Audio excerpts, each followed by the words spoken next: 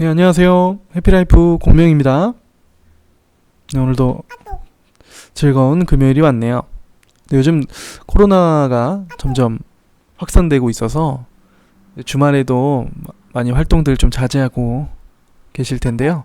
이럴 때 집에서 이제 밀렸던 공부, 통계 검증 또 많이 해보시고요.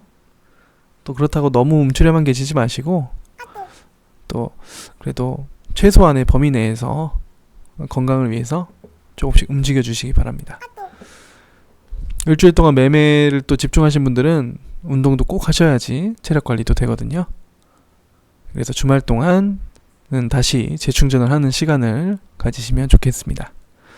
자, 그러면 오늘은 어제 이어서 시장가, 지정가를 어제 배웠죠? 진입에 대한 내용을 배웠어요. 그러면 오늘은 진입을 한 후에 나의 리스크와 그리고 수익을 어떻게 관리할지에 대해서 주문하는 방법 공부해 보겠습니다. 어제처럼 수량은 한 계약으로 크루드 오일 시장가 진입을 통해서 매수를 한번 해보겠습니다. 자, 시장가 진입을 눌렀더니 53.57 현재 가격에서 체결이 됐어요. 그럼 이 상태에서 우리는 매수를 했다는 것은 앞으로 시장이 올라가야 수익이 된다는, 그리고 나에게 수익을 가져다 줄 거라는 주문이죠. 그럼 반대로 내려갈 수도 있잖아요. 그럼 내려가게 되면 나는 손실이 발생하게 될 텐데 한없이 내려가게 두고만 볼 수는 없겠죠. 그렇게 되면 내 수익 손실이 한없이 커질 수도 있기 때문에, 그러면 나는 손실을, 리스크를 관리해야 됩니다. 그래서 어디까지, 어느 선까지 리스크를 관리할 것이냐를 정하고 주문을 해야겠죠. 일단 저희 회원분들은 모두 다 잘 아시다시피 기본적으로 15틱 정도 짧은 손절 범위를 설정할 겁니다. 그렇다는 것은 이제 하나로 대략 15만원 정도의 손실이 발생하게 되면은 나는 이 시장에서 내 매수 포지션을 청산하고 빠져나오겠다. 더 이상 손실을 보지 않겠다. 라는 주문이 되겠죠. 그러면 53.57에서 15틱 아래 가격대의 매도 포지션으로 설정을 해야 됩니다. 매수 포지션, 내가 진입한 매수와 반대 포지션을 취해야 그 포지션이 청산이 되면서 시장에서 없어지겠죠.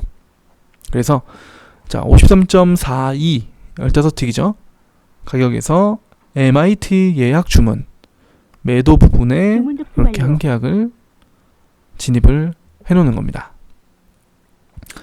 이 또한 MIT 지정가 주문으로 주문이 되어 있습니다. 그래서 이렇게 손절을 설정해두면 이 가격대에 왔을 때 MIT 예약 주문이 된 이 가격대에 오게 되면 자동으로 청산이 되도록 설정이 되어 있는 것이죠. 근데 이 MIT에도 종류가 있습니다. 이렇게 지금 보면 이 MIT 같은 경우는 이제 지정가 진입으로 설정이 되어 있어요. 그렇다는 얘기는 이 지정된 가격이 아니면 체결이 안 될 수도 있다는 겁니다. 무조건 내가 이 지정한 가격에만 체결되기를 원하는 예약 주문이기 때문에 그 다른 가격에서는 그 가격대가 지나가 버리면 빠르게 체결이 안 될 수도 있다는 문제점이 있어요.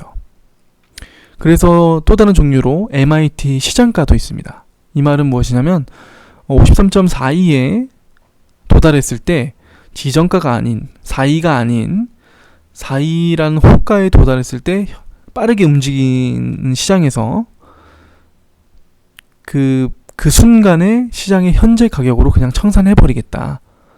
그런 주문이에요. 쉽게 다시 한번 설명을 드리면, 지금처럼 가격대가 크게 빠르게 변하지 않는 시장에서는 이렇게 지정가를 설정해 둔던, 아니면 시장가로 체결을 하던, 체결이 어느 정도 큰 오차 범위 내에서가 아니라 금방 체결이 될 거예요.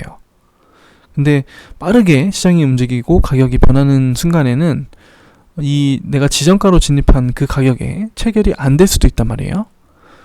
이게 쭈루룩 그냥 훅 하고 내려가 버릴 수도 있기 때문에, 그래서 그럴 때 시장가 예약 주문을 걸어놓게 되면 53.42는 꼭 아니더라도 41, 40 이렇게 그 빠르게 지나가는 현재가에서 어쨌든 청산이 되도록 하는 겁니다. 왜냐면 그냥 이 가격이 체결이 안 되고 그냥 쭉 내려가 버리면 손실이 더 커지잖아요. 그래서 그런 걸 미연에 방지하기 위해서 어떻게 해서든 무조건 체결이 되게 하는 주문인 겁니다. 조금 더 손해볼 수도 있겠지만 어쨌든 더 큰 손실을 방지하기 위해서 나는 그런 리스크를 감당하면서까지 일단은 체결을 해서 포지션을 청산하겠다 라는 좀 더 강한 의지의 표현이 되겠죠. 어떻게 보면. 그래서 그런 종류가 하나 있고, 또 마지막으로 하나는 지정가 플러스 틱수로 설정을 하는 방법이 있어요. 이 말이 무슨 말이냐면 똑같이 53.42의 가격에 지정가 진입을 해놓고 손절 설정을 해둔 상태인데 아까처럼 빠르게 지나갈 수도 있잖아요. 그럴 때 시장가로 체결 주문 방법이 있는데 그거보다 조금 더 보수적인 방법이라고 보시면 될 것 같아요.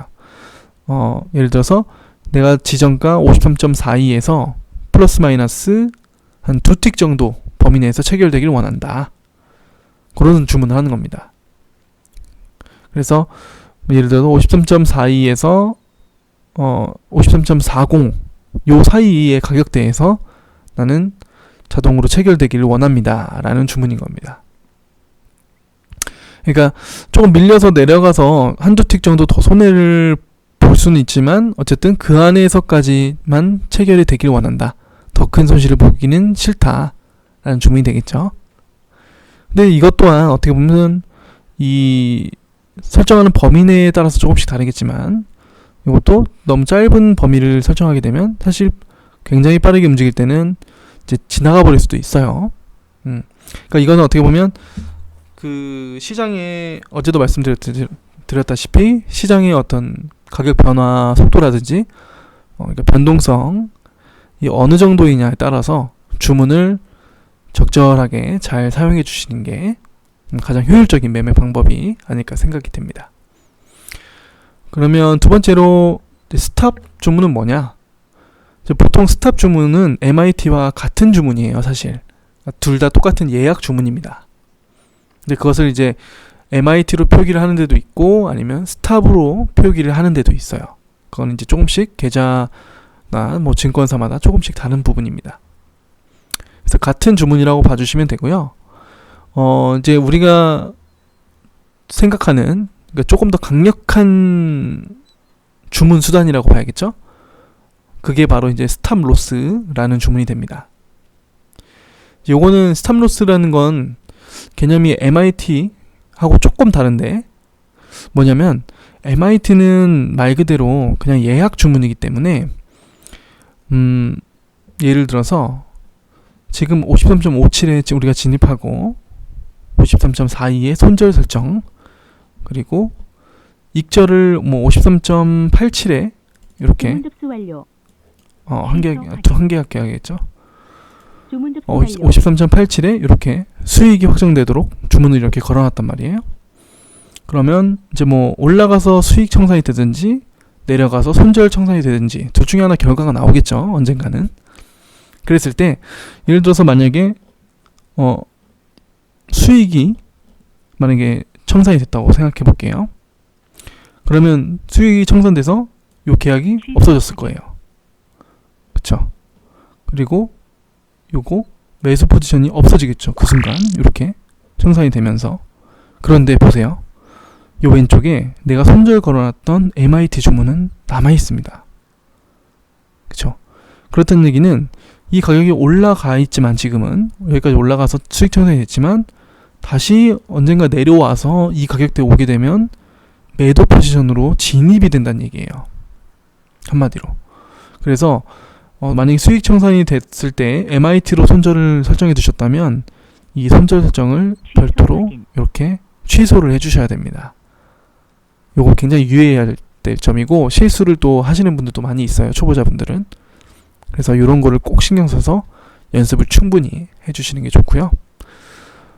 그리고 그와 반대로 이제 스탑 로스라는 건 그냥 이렇게 예약 주문 형태로 들어가는 게 아니라 내가 진입을 한 후에 이렇게 매수 진입을 한 후에 무조건 손절 설정의 형태로만 체결이 되는 겁니다.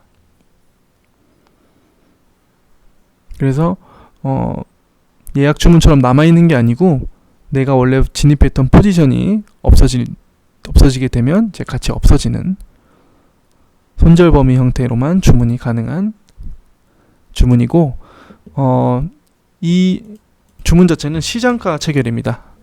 아까 말씀드렸다시피 무조건 그 가격대가 호가로 오게 되면 자동으로 시장가의 형태로 무조건 체결되게 해버리겠다 라는 강력한 주문에 속합니다. 그래서 가장 어떻게 보면 리스크를 가장 강력하게 제어할 수 있는 수단이 되겠죠. 그리고 이제 요 가운데에 실시간으로 변하고 있는 현재 가격을 나타낸 이 창을 이제 호가라고 부릅니다. 호가. 이렇게. 이것도 알아두시고요. 그래서 내가 사용하고자 하는 계좌가 모두 사람마다 다 조금씩 다를 거고요.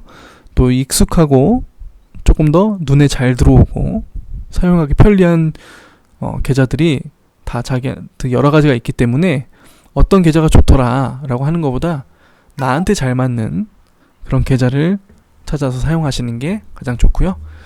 사용하시기 전에, 실전 매매를 하시기 전에 꼭 이런 주문의 형태라든지 주문 방법에 대해서 충분히 공부를 하시고 연습을 하신 후에 실전 매매 하셔야 그래도 실수로 인한 어떤 불이익을 최소화할 수 있을 겁니다.